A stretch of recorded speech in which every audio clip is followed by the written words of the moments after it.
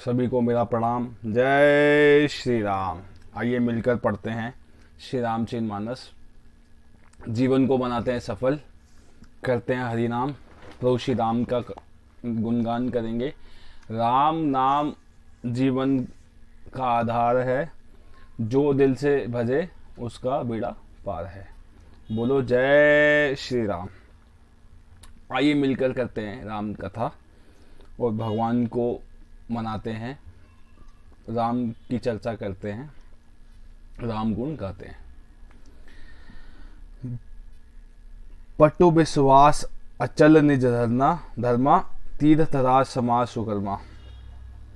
सुबह सुलभ सबहि सुलभ, सब दिन सब देसा, सेवत सादर समन कलेसा।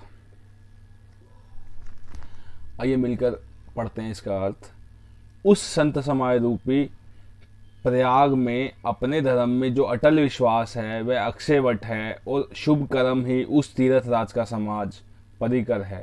वह संत समाज रूपी प्रयागराज सब देशों में सब समय सभी को सहजी में प्राप्त हो सकता है, और आदर पूर्वक सेवन करने से कलेशों को नष्ट करने वाला है।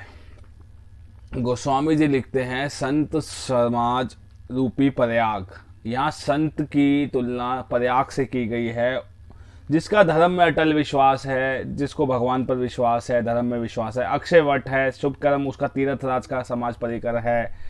संत समाज रूपी प्रयाग सब देशों में सब समय सभी को सहजी में प्राप्त हो सकता है। जो व्यक्ति संत समाज में रहता है वो एक संत समाज ऐसा है जैसे अक्षयवट की तरह है, जैसे प्रयागराज की तरह है, जिसको धर्म में विश्वास है, उसको संतों में विश्वास है, और वह उसको सहज ही प्राप्त हो जाता है। छोटी सी भक्ति करके अगर वह संतों की शरण में जाता है, उसको सहज रूप से भगवान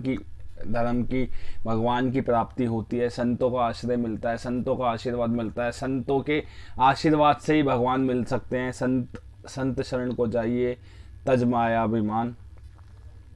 वह संत समाज रूपी प्रयागराज सब देशों में समय सहजी प्राप्त हो सकता है, और आदर पूर्वक सेवन करने से कलेशों को नष्ट करने वाला है।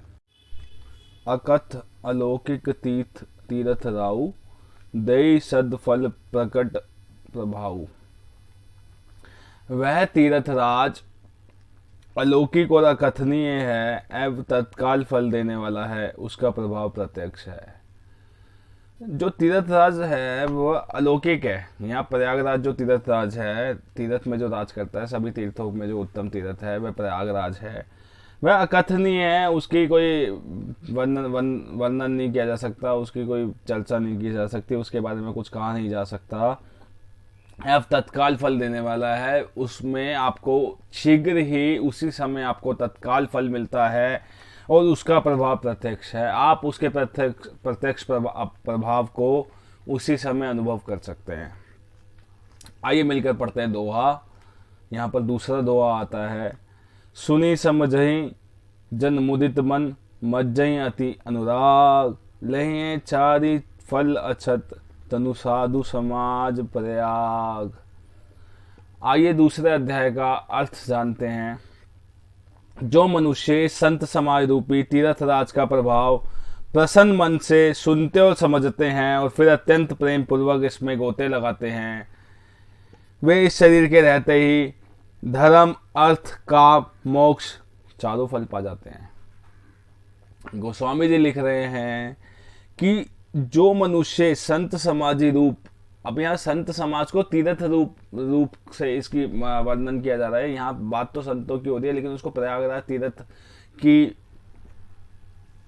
उपासना प्रेरणा दी गई है। इसका अर्थ, इसका अलंकार के रूप में इसको प्रसंग को उस विषय से मिलाया जा रहा है कि संत समाज एक तीर्थराज की तरह है। उनका प्रभाव सुनना और उनको समझना, संत समाज के बारे में सुनना समझना से और उसको अत्यंत प्रेम पूर्वक उस विषय के बारे में जानना। जैसे तीर्थराज में गोते लगाए जाते हैं, वैसे संत समाज के विषय में गोते लगाना, उसके विषय के बारे में समझना।